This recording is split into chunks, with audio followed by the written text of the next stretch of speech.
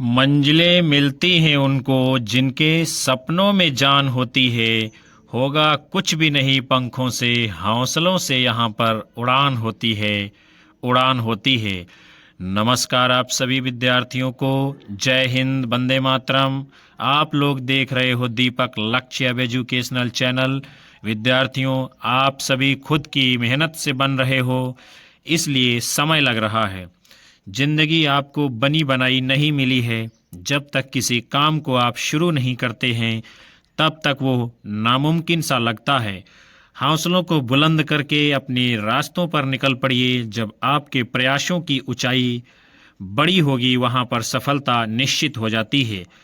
जो तूफानों में पलते जा रहे हैं वही लोग दुनिया को यहाँ पर बदलते जा रहे हैं। आइए फिर जुड़िए हमारे साथ हमारे चैनल पर। पहली बार आए हो तो सब्सक्राइब कर बेल आइकन दबाइए, जिससे आपको भी आगे की आने वाली कक्षाओं का नोटिफिकेशन मिलता रहे। कक्षा को लाइक कमेंट कर शेयर कर दीजिए आप सभी लोग, और कक्षा को पूरा वॉच करिएगा। आज के महत्वपूर्ण सेशन का पहला प्रश्न आपके सामने है। क्या है? बैताल पच्चीसी उपन्यास के लेखक हैं मुंशी प्रेमचंद, अखिलेश श्रीवास्तव, सोमदेव भट्ट, आशापूर्णा देवी। किसने लिखा है? बैताल पच्चीसी को आप सभी को अपना उत्तर करना है। तो विद्यार्थियों, यदि आप लोग अपना उत्तर दिए हैं विकल्प सी, तो बिल्कुल सही होगा। बैताल पच्चीसी उपन्यास किसका है? सोमदेव भट्ट जी का। आगे देखेंगे, इसमें जो है बेताल द्वारा सुनाई गई रोचक कहानियों का संग्रह है, जो अपने में अनेक गूढ़ रहस्य छिपाए हैं। ये कहानियाँ छल द्वेष को छोड़कर न्यायप्रिय बनने एवं कर्म धर्म के मार्ग पर चलने की प्रेरणा देती हैं।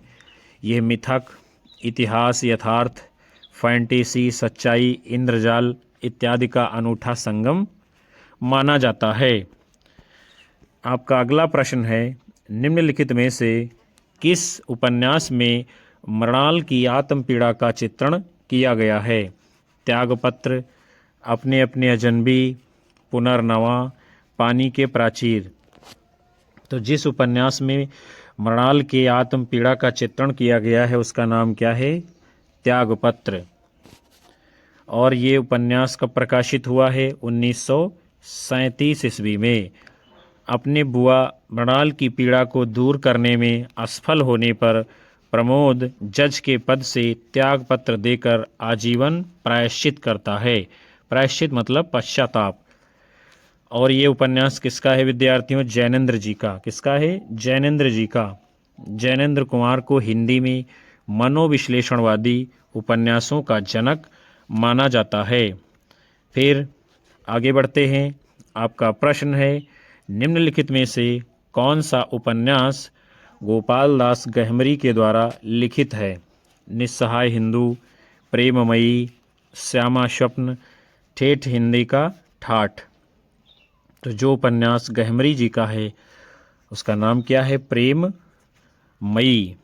और गोपाल राम गहमरी में हिंदी में जो है जासूसी उपन्यास लिखने के लिए जाने जाते हैं। इनके प्रसिद्ध उपन्यास हैं अद्भुत लाश, बेकसूर की फांसी, सरकटी लाश, डबल जासूस, भयंकर चोरी, खूनी की खोज, गुप्त भेद इत्यादि। निस्सहाय हिंदू भारतेंदुगीन लेखक राधा कृष्ण दास का है। श्यामा स्वप्न ठाकुर जगमोहन सिंह का है। और ठेठ हिंदी का ठाठ अयोध्या सिंह उपाध्याय हरिओध जी का उपन्यास है। आगे चलेंगे हम लोग। आपका प्रश्न है विद्यार्थियों, निम्नलिखित में से कौन सा उपन्यास यशपाल द्वारा रचित नहीं है? दादा कामरेड, पूर्वापर, अमिता, झूठा सच। तो जो उपन्यास यशपाल जी के द्वारा रचित नहीं है उसका नाम क्या है? पूर्वापर। फिर जो है ये उपन्यास है किसका? रमेश चंद्र शाह जी का। और रमेश चंद्र शाह जी के द्वारा लिखे गए अन्य उपन्यास कौन कौन से हैं? गोबर गणेश, किस्सा गुलाम, आखिरी दिन, पुनर्वास इत्यादि। आगे बढ़ते हैं। आपका अगला प्रश्न है, गोबर गणेश किस लेखक का उपन्यास है? प्रेमचंद, विनोद कुमार शुक्ल, रामदेव शुक्ल, रमेश चंद्र शाह। किसका है गोबर गणेश उपन्यास? तो आप लोगों ने अपना उत्तर दिया है विकल्प डी, तो बिल्कुल सही होगा, रमेश चंद्र शाह जी का। आगे देखेंगे, गोबर गणेश 1978 ईस्वी में प्रकाशित हुआ है। मुंशी प्रेमचंद जी के प्रसिद्ध उपन्यास कौन कौन से हैं? गोदान, गबन, सेवा सदन, प्रेमाश्रम, रंगभूमि, कर्मभूमि, वरदान, प्रेमा, प्रतिज्ञा, कायाकल्प, निर्मला, मंगलसूत्र इत्यादि। इनमें मंगलसूत्र जो है इनका अधूरा उपन्यास रहा है, जिसको इनके पुत्र अमृत राय जी ने आगे चलकर पूर्ण किया था। विनोद कुमार शुक्ल जी के उपन्यास कौन कौन से हैं? नौकर की कमीज, खिलेगा तो देखेंगे, दीवार में खिड़की रहती थी, हरी घास की छप्पर वाली झोपड़ी इत्यादि। फिर जो है आगे बढ़ते हैं। आपका अगला प्रश्न है, निम्नलिखित में से मृदुला गर्ग का कौन सा उपन्यास है? कर्क रेखा, अग्निपंखी, मैं और मैं, पीली आंधी। तो जो उपन्यास विद्यार्थियों इनमें से मृदुला गर्ग जी का है उसका नाम क्या है? मैं और मैं। इसका प्रकाशन कब हुआ है? 1984 ईस्वी में। इनके द्वारा लिखे गए अन्य उपन्यास हैं अनित्य, उसके हिस्से की धूप, कठगुलाब, चित कोबरा, मिलजुल मन, वंशज इत्यादि। कर्क रेखा शशि प्रभा का उपन्यास है। पीली आंधी प्रभा खेतान जी का उपन्यास है।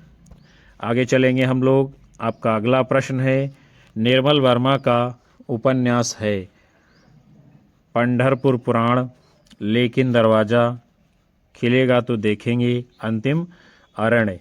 कौन सा है निर्मल वर्मा जी का? तो उसका नाम है अंतिम अरण्य। इनके द्वारा रचित अन्य उपन्यास हैं वे दिन, एक चिथड़ा सुख, लालटीन की छत, रात का रिपोर्टर इत्यादि। पंढरपुर पुराण मृणाल पांडे का है, लेकिन दरवाजा पंकज बिष्ट जी का है, खिलेगा तो देखेंगे विनोद कुमार शुक्ल जी का उपन्यास है। अगले क्रम की ओर बढ़ते हैं।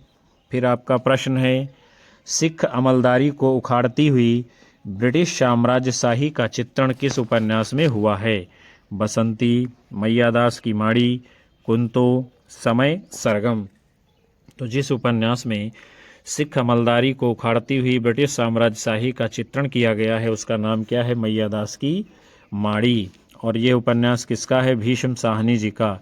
झरोखे, तमस, वसंती, कुंतो, नीलू, नीलिमा, नीलोफर, ये इनके जो है अन्य प्रमुख उपन्यास हैं। आगे बढ़ते हैं। अगले क्रम में आपका प्रश्न है, फणीश्वर नाथ रेणु के किस उपन्यास में पूर्वी पाकिस्तान से विस्थापित होकर बिहार के पूर्णिया जिले में आए हुए हिंदू शरणार्थियों की दारुण कथा का चित्रण है? मैला आंचल, जुलूस, परती परिकथा, कलंक मुक्ति। तो जिस उपन्यास में फणीश्वर नाथ रेणु जी के पूर्वी पाकिस्तान से विस्थापित होकर बिहार के पूर्णिया जिले में आए हिंदू शरणार्थियों की करुण कथा है उसका नाम क्या है? जुलूस। और मैला आंचल की भांति इसमें भी क्या है? आंचलिकता विद्यमान है। परती परिकथा, पलटू बाबू रोड, इनके अन्य उपन्यास हैं। मैला आंचल, इसका प्रकाशन 1954 ईस्वी में हुआ है। इसमें पूर्णिया जिले के मेरीगंज गांव की कथा है। परती परिकथा प्रकाशन 1957 ईस्वी में हुआ है। पूर्णिया जिले के परानपुर गांव की कथा है। आगे देखते हैं। फिर आपका अगला प्रश्न है, सूनी घाटी का सूरज उपन्यास के लेखक हैं श्रीलाल शुक्ल, नरेश मेहता, हिमांशु श्रीवास्तव, शैलेश मटियानी। तो सूनी घाटी का सूरज उपन्यास को किसने लिखा है? तो वो हैं आपके विकल्प ए, श्रीलाल शुक्ल जी। आगे देखेंगे, सूनी घाटी का सूरज उपन्यास का प्रकाशन 1957 में हुआ है। श्रीलाल शुक्ल जी के अन्य कौन कौन से उपन्यास हैं? राग दरबारी 1968 ईस्वी, अज्ञातवास 1962 ईस्वी, मकान 1976 ईस्वी, पहला पड़ाव 1976 ईस्वी में प्रकाशित होता है। आगे देखेंगे। आपका अगला प्रश्न है, काम और राम का द्वंद्व किस उपन्यास में चित्रित है? मानस का हंस, चित्रलेखा, खंजन नयन, नाच्यो बहुत, गोपाल। किसमें है काम और राम का द्वंद्व? तो उसका नाम क्या है? मानस का हंस उपन्यास। और ये उपन्यास किसका है विद्यार्थियों? अमृतलाल नागर जी का। भगवती चरण वर्मा का प्रमुख उपन्यास है चित्रलेखा। इसमें पाप और पुण्य का चित्रण है। खंजन नयन अमृतलाल नागर जी का है, जो कि सूरदास के जीवन और व्यक्तित्व पर आधारित है। नाचो बहुत गोपाल इन्हीं के द्वारा लिखा गया है, जिसमें मेहतर कही जाने वाली अछूत जाति की सामाजिक अंतरंग जीवन की करुणामयी हृदयग्राही झांकी देखने को मिलती है। आगे बढ़ते हैं। आपका प्रश्न है, प्रकाशन वर्ष के अनुसार निम्नलिखित उपन्यासों का सही क्रम क्या होगा? कठगुलाब, शालमली, आपका बंटी, चितकोबरा। आपका बंटी, चितकोबरा, शालमली, कठगुलाब, चितकोबरा, आपका बंटी, कठगुलाब, शालमली, शालमली, कठगुलाब, चितकोबरा, आपका बंटी। क्या है सही अनुक्रम विद्यार्थियों? तो वो है आपका विकल्प बी, यानी पहले आपका बंटी आएगा, फिर चितकोबरा आएगा, उसके बाद में शालमली आएगा, उसके बाद में कठगुलाब। ये सभी उपन्यास किसके हैं और कब प्रकाशित हुए हैं उसे हम लोग देखते हैं। आपका बंटी 1971 में प्रकाशित हुआ है, मन्नू भंडारी जी का है। चितकोबरा 1979 में प्रकाशित हुआ है, मृदुला गर्ग जी ने लिखा है। शालमली 1987 में प्रकाशित हुआ है, नासिरा शर्मा का उपन्यास है। कठगुलाब 1996 में प्रकाशित हुआ है और मृदुला गर्ग जी ने लिखा है। हिंदी की प्रथम महिला उपन्यासकार साध्वी सती प्राण अबला को माना जाता है। ब्रजरतन दास के अनुसार इनका मूल नाम क्या था? मल्लिका देवी। आगे चलते हैं। फिर आपका प्रश्न है, निम्नलिखित पात्रों को उनके उपन्यासों के साथ में हमको क्या करना है?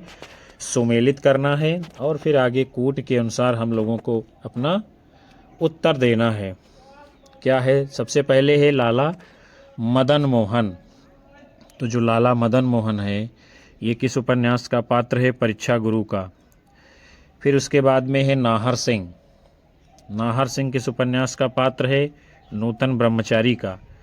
उसके बाद में है लाला भगवान दास, ये वामा शिक्षक का पात्र है। और वासुदेव शास्त्री, ये जो है भागवती उपन्यास का पात्र है। अब हम लोग देखेंगे इसमें जो सही क्रम है वो क्या है विद्यार्थियों? तो आपका है विकल्प ए, कूट सही माना जाएगा। आगे चलेंगे। परीक्षा गुरु उपन्यास किसका है? लाला श्रीनिवास दास का। नूतन ब्रह्मचारी किसने लिखा है? बालकृष्ण भट्ट जी ने।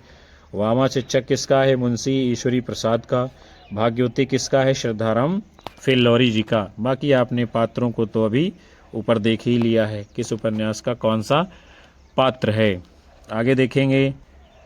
आपका अगला प्रश्न है, विश्वनाथ प्रसाद निम्नलिखित में से किस उपन्यास का पात्र है?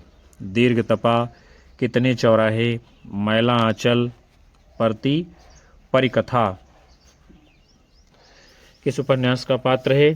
तो उसका नाम क्या है? मैला आंचल। और इस उपन्यास में विश्वनाथ प्रसाद जो हैं ये क्या हैं? तहसीलदार हैं। मैला आंचल 1954 ईस्वी में प्रकाशित हुआ है।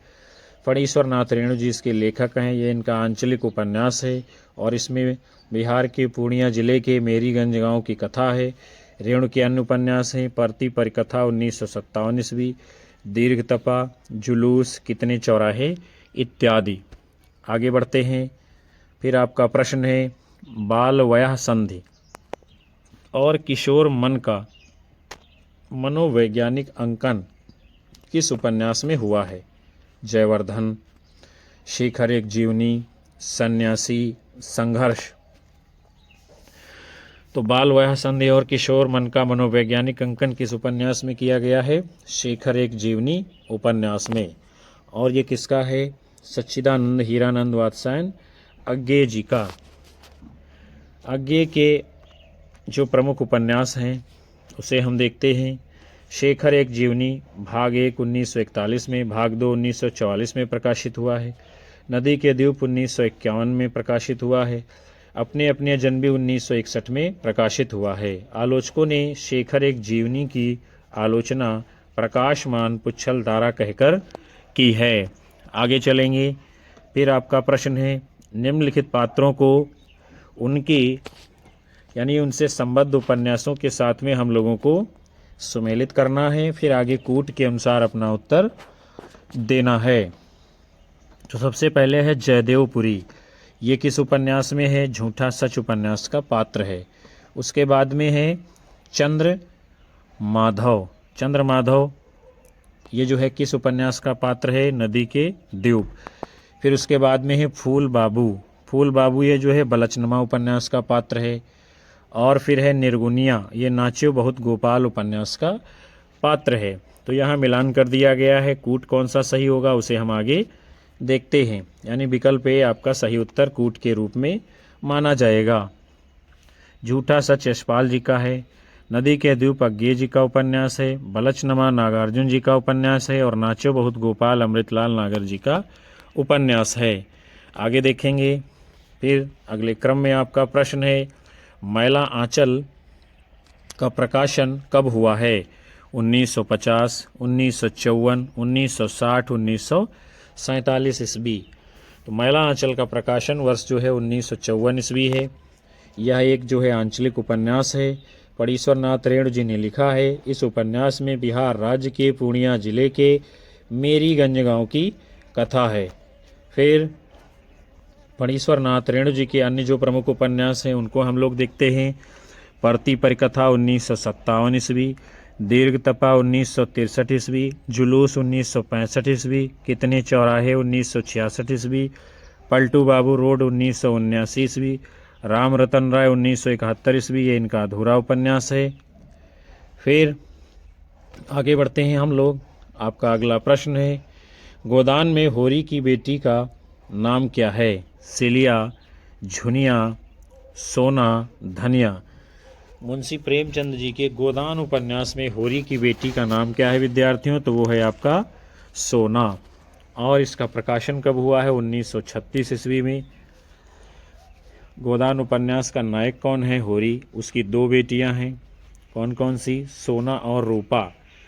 गोदान उपन्यास के अन्य प्रमुख पात्र हैं धनिया, गोबर, झुनिया, भोला, राय साहब, मेहता, मालती, खन्ना, दाता दीन इत्यादि। आगे चलेंगे विद्यार्थियों। अगले क्रम में आपका प्रश्न है, धरती माता का प्यार झूठा नहीं, फिर खेलों में जिंदगी झूमेगी, आषाढ़ के बादल बजा रहे हैं मादल, बिजली नाच रही है तुम भी नाचो। ये पंक्तियाँ किस कृति से ली गई हैं? मैला आंचल, परती परिकथा, आषाढ़ का एक दिन, गोदान।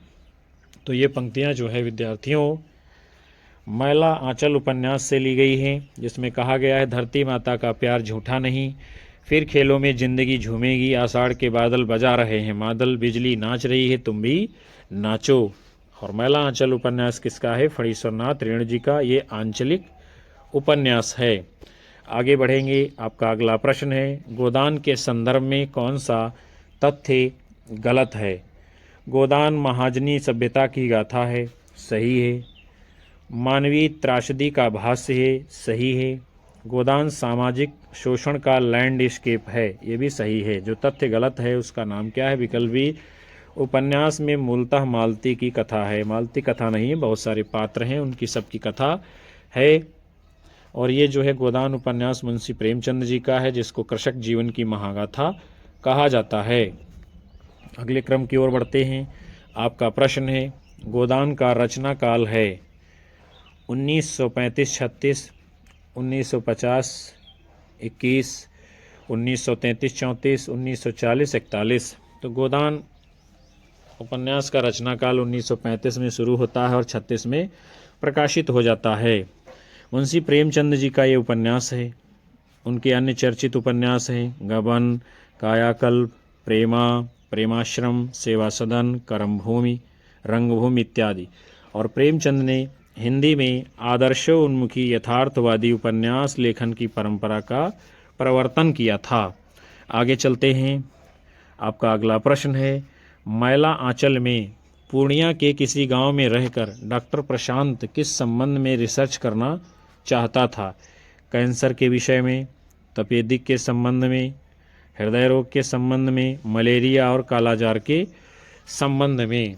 तो मैला आंचल उपन्यास में पूर्णिया के किसी गांव में रहकर डॉक्टर प्रशांत जो है मलेरिया और कालाजार के संबंध में रिसर्च करना चाहता था, क्योंकि वो क्षेत्र ऐसा था जहां लगातार खूब बाढ़ आती थी प्रतिवर्ष जो है, और लोगों को तमाम सारी बीमारियां पकड़ती थीं, और वहां पर कोई अस्पताल नहीं था, ना ही कोई डॉक्टर हुआ करते थे जो क्षेत्र के लोगों का इलाज कर पाते। फिर जो है ये उपन्यास किसका है? मैला आंचल फणीश्वर नाथ रेणु जी का, और इसे हिंदी साहित्य का प्रथम आंचलिक उपन्यास प्राप्त होने का गौरव मिला है। आगे देखेंगे, अगले क्रम में आपका प्रश्न है 19वीं शती के नवजागरण के दौरान किस लेखक का हिंदी गद्य के विकास में योगदान नहीं रहा है? भीष्म साहनी, भारतेंदु हरिश्चंद्र, प्रताप नारायण मिश्र, बाल मुकुंद गुप्त। तो 19वीं शती के नवजागरण के दौरान जिस लेखक का हिंदी गद्य के विकास में योगदान नहीं रहा है उनका नाम है भीष्म साहनी, क्योंकि साहनी जो है 20वीं शती के लेखक हैं, जबकि भारतेंदु, प्रताप नारायण मिश्र और बाल मुकुंद गुप्त ये सब 19वीं शताब्दी के हैं, और हिंदी विकास में इनका योगदान अभूतपूर्व माना जाता है। आपका अगला प्रश्न है, गोदान की भाषा के संदर्भ में कौन सा वाक्य गलत है? भाषा का सटीक और सार्थक प्रयोग, व्यंजनापूर्ण प्रयोग, कठिन भाषा, सरल बोलचाल की भाषा। तो गोदान की भाषा के संबंध में जो गलत है वो क्या है? कठिन भाषा, यही गलत है। और सही क्या क्या है? भाषा की सटीक और सार्थक योजना है, व्यंजनापूर्ण प्रयोग भी है, सरल बोलचाल की भाषा का भी प्रयोग किया गया है। और गोदान उपन्यास किसका है? ये मुंशी प्रेमचंद जी का। आगे बढ़ेंगे, फिर आपका प्रश्न है, यथार्थवादी उपन्यासों में किस दृष्टि की प्रधानता रहती है? परंपरा केंद्रित, व्यक्ति केंद्रित, वस्तु केंद्रित, रूप केंद्रित। तो यथार्थवादी उपन्यासों में विद्यार्थियों जो है वस्तु केंद्रित दृष्टि की प्रधानता रहती है। प्रमुख यथार्थवादी उपन्यासकार हैं मुंशी प्रेमचंद जी, विश्वंभरनाथ शर्मा, कौशिक जी। अगले क्रम की ओर बढ़ते हैं। आपका प्रश्न है, महाराज घर में न गाय है, न बछिया है, न पैसा, यही पैसे हैं, यही उनका गोदान है। गोदान में ये कथन किसका है? झुनिया, हीरा, धनिया, गोबर। तो गोदान उपन्यास में धनिया कहती है, महाराज घर में न गाय है, न बछिया है, न पैसा है, यही पैसे हैं, यही उनका गोदान है। और गोदान उपन्यास किसका है? मुंशी प्रेमचंद जी का। और गोदान उपन्यास में ये कथन जो है होरी की पत्नी धनिया का है। होरी की मृत्यु पर ऐसा उसने कहा है। अन्य पात्र कौन कौन से हैं? होरी, धनिया, गोबर, झुनिया, भोला, राय साहब, मेहता, मालती, खन्ना, दातादीन, गोविंदी इत्यादि। आगे बढ़ेंगे हम सभी लोग अगले क्रम में। आपका प्रश्न है, मैला आंचल में कमली का डॉक्टर प्रशांत से क्या संबंध है? प्रेमिका, बहन, माँ, सेविका। तो मैला आंचल उपन्यास में कमली कौन है? डॉक्टर प्रशांत की प्रेमिका है। अन्य पात्र हैं इसके पामन दास, कमली, ममता, विश्वनाथ, राम खिलावन इत्यादि। आगे बढ़ेंगे विद्यार्थियों हम सभी लोग। आपका अगला प्रश्न है, भारत के विभाजन की मार्मिक पीड़ा को व्यक्त करने वाला उपन्यास कौन सा है? शेखर एक जीवनी, तमस, गुनाहों का देवता, त्यागपत्र। कौन सा है भारत के विभाजन की मार्मिक पीड़ा को व्यक्त करने वाला इनमें से उपन्यास? उसका नाम है तमस। और ये किसका है? भीष्म साहनी जी का। इसका प्रकाशन जो है 1973 ईस्वी में हुआ है। आगे बढ़ते हैं विद्यार्थियों हम लोग। फिर जो है शेखर एक जीवनी उपन्यास किसका है? सच्चिदानंद हीरानंद वात्स्यायन अज्ञे जी का। गुनाहों का देवता उपन्यास है धर्मवीर भारती जी का। और त्यागपत्र उपन्यास किसका है? जैनेन्द्र कुमार जी का। आगे चलेंगे। फिर आपका प्रश्न है, निपुणिका हजारी प्रसाद द्विवेदी के किस उपन्यास की नारी पात्र है? चारुचंद्र लेख, अनामदास का पोथा, पुनर्नवा, बाणभट्ट की आत्मकथा। तो निपुणिका विद्यार्थियों के इस उपन्यास की पात्र है बाणभट्ट की आत्मकथा। फिर चारुचंद्रलेख, पुनर्नवा, अनामदास का पोथा, ये सभी उपन्यास आचार्य हजारी प्रसाद द्विवेदी जी के हैं। आगे बढ़ेंगे। आपका अगला प्रश्न है, निम्नलिखित में से कौन सा युग्म असंगत है उसे आपको बताना है। सन्यासी इलाचंद्र जोशी जी का उपन्यास है, सही है। बसंती भीष्म साहनी जी का उपन्यास है, सही है। आवारा मसीहा विष्णु प्रभाकर जी ने लिखा है, बिल्कुल सही है। जो सही नहीं है वो है आपका विकल्प डी, चित्रलेखा भगवती प्रसाद वाजपेयी जी की रचना नहीं है, क्योंकि चित्रलेखा ये जो है भगवती चरण वर्मा जी का उपन्यास है और इसका प्रकाशन 1934 ईस्वी में हुआ है। किसका? चित्रलेखा का। आगे बढ़ेंगे।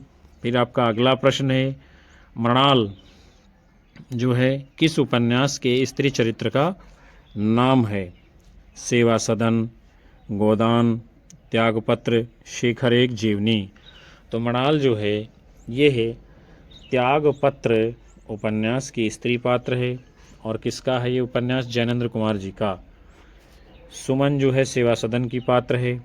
धनिया गोदान की पात्र है। शशि शेखर एक जीवनी की पात्र है। और मृणाल को आपने देखा ये त्यागपत्र उपन्यास की पात्र है। सेवा सदन मुंशी प्रेमचंद का है, गोदान मुंशी प्रेमचंद का है, शेखर एक जीवनी अज्ञे जी का उपन्यास है। आगे बढ़ेंगे। फिर आपका अगला प्रश्न है, अपने अपने अजनबी साहित्य की किस विधा की रचना है? नाटक, उपन्यास, जीवनी, आत्मकथा। तो अपने अपने अजनबी जो है ये क्या है? उपन्यास है विद्यार्थियों। किसका है? सच्चिदानंद हीरानंद वात्स्यायन अज्ञे जी का। शेखर एक जीवनी, नदी के द्वीप इनके अन्य प्रमुख उपन्यास हैं। फिर आपका अगला प्रश्न है, नौकर की कमीज साहित्य की किस विधा की रचना है? आप सभी लोगों को बताना है। नाटक, उपन्यास, कहानी, आत्मकथा। तो विद्यार्थियों, नौकर की कमीज किस विधा की रचना है? ये है उपन्यास विधा की रचना। और ये उपन्यास है किसका? विनोद कुमार शुक्ल जी का। इनके अन्य प्रमुख उपन्यास हैं कौन कौन से? खिलेगा तो देखेंगे, दीवार में खिड़की रहती थी, एक चुप्पी जगह इत्यादि। तो विद्यार्थियों, आज के सत्र को हम यहीं पर विराम देते हैं, जिसके अंतर्गत आप लोगों ने हिंदी उपन्यास साहित्य के बड़े ही महत्वपूर्ण प्रश्नों की सीरीज को देखा है, जाना है, समझा है।